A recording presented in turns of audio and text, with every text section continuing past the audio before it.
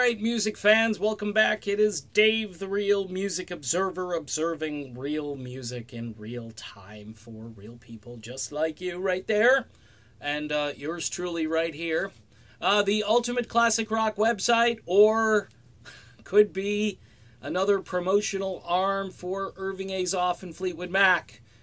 Their latest article is entitled, "How Will Fleetwood Mac Cope Without Lindsey Buckingham?"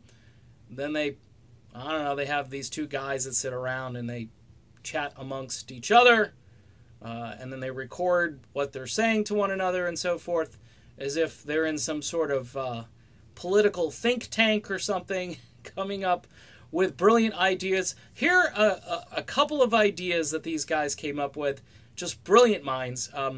First of all, they say, Fleetwood Mac should probably try to avoid Lindsey Buckingham songs.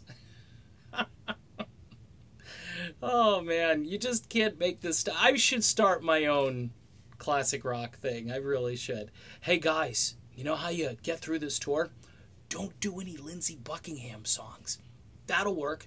Folks, this is the same website that when, like Neil Schon goes off the reservation, when he stops doing the Azoff talking points, they go after him.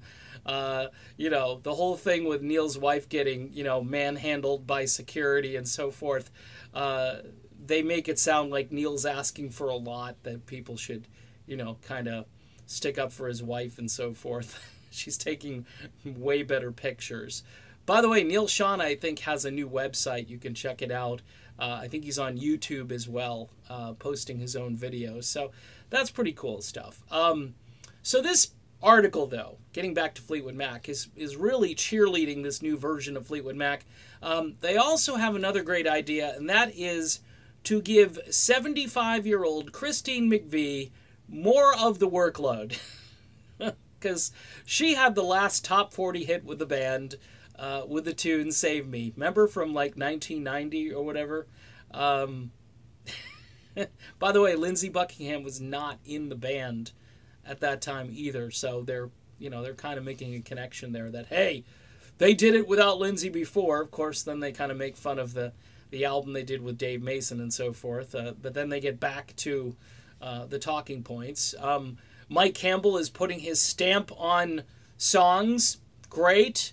Of course, we don't want to hear that crazy, manic Lindsey Buckingham style. Instead, we want the Tom Petty and the Heartbreakers vibe running through Fleetwood Mac, because if you like Tom Petty, then you're going to love this new version of Fleetwood Mac. And by the way, I love Tom Petty, but these bands had very different sounds, all right? And the reason is you had Mike Campbell in one band and you had Lindsey Buckingham in another band.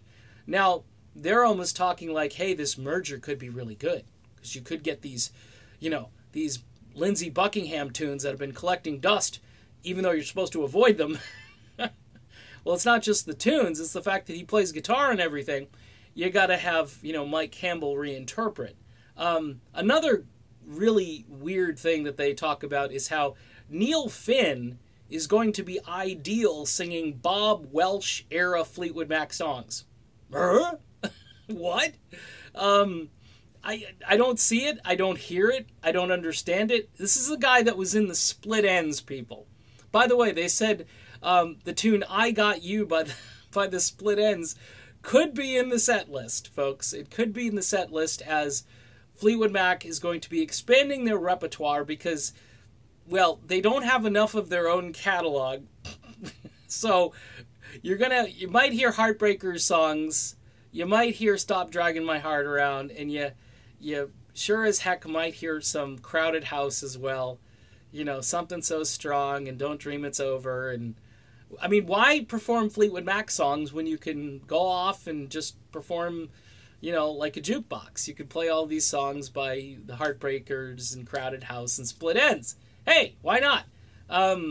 It's just, okay, this article, if you thought it couldn't get any worse, well, it doesn't get too much worse, other than the fact that they are very apologetic for this new version of Fleetwood Mac, and they seem to be saying, hey, best way to do this, go light on the Lindsey tunes, go heavy on the non-Fleetwood Mac songs, and then just hope people just really dig it. And at the end of the day, that's what Fleetwood Mac is doing, and that's what they took as a calculated risk when they said bye to Lindsey Buckingham, which just wasn't a good idea, folks. It just, in hindsight, just wasn't. All right, done with this video. Ultimate Classic Rock, Irving Azoff's promotional arm. See you soon, everybody.